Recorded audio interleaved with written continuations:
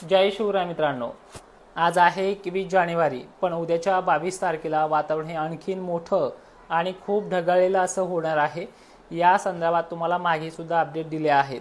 पण आता उद्याची 22 तारीख ही कुठल्या रेंजमध्ये कुठल्या जिल्ह्यांना कशा प्रकारच्या हलक्या सरी कोसळू शकते किंवा एखाद दोन ठिकाणी अपवाद पेंडवणी पावसाचा होऊ शकतो, अशा प्रकारे तुम्हाला माहिती पण दिलेली आहे।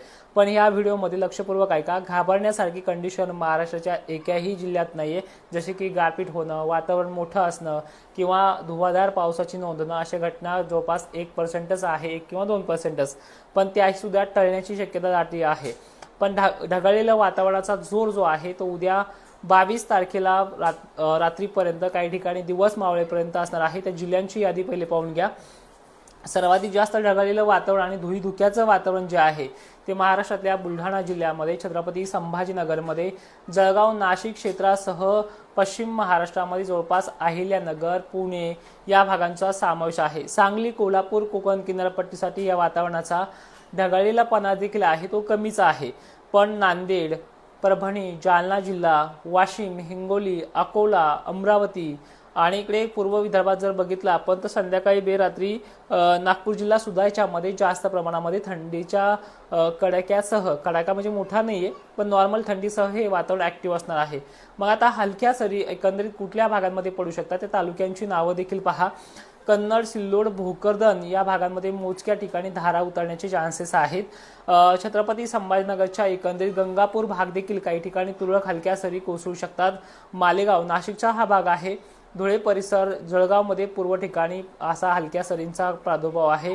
बुलढाण्यामध्ये चिखली, देऊळगाव राज्यामध्ये किरकोळ हलक्या सरी एखाद दोन ठिकाणी होण्याचे चान्सेस आहेत।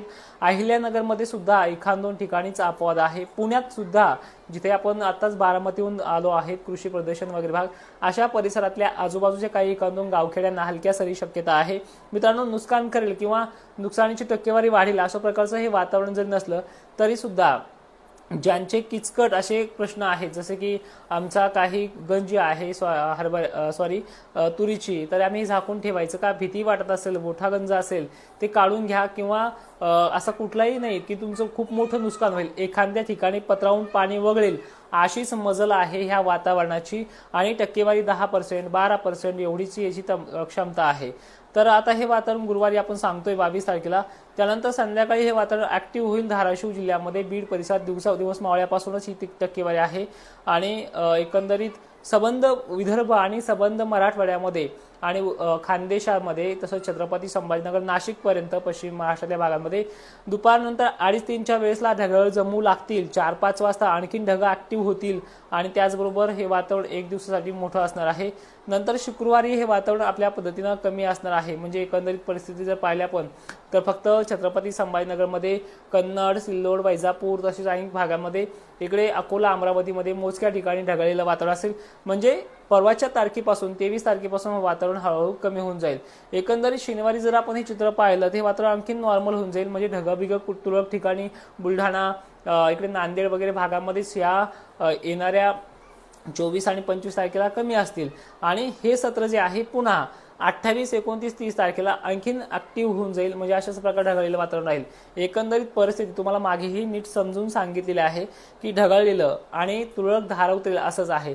पण आता काय झालं, ही माहिती आपल्याला वारंवार मिळते किंवा कोणीतरी रेकॉर्डिंग व्यवस्थित न टाकता ती थंबनेलवरती गारपीट दाखवणं किंवा अवकाळी आहे सांगणं किंवा ऍक्च्युअल कोणाच्या तरी तोंडातून गारपीटीचा इशारा ह्याही काळामध्ये दिला होता, अशा प्रकारचे जे काही मॅसेज येतील त्यामध्ये तथ्यता एवढीच आहे की ते 21 तारखेला आज तुम्ही पाहिलं कशा प्रकारे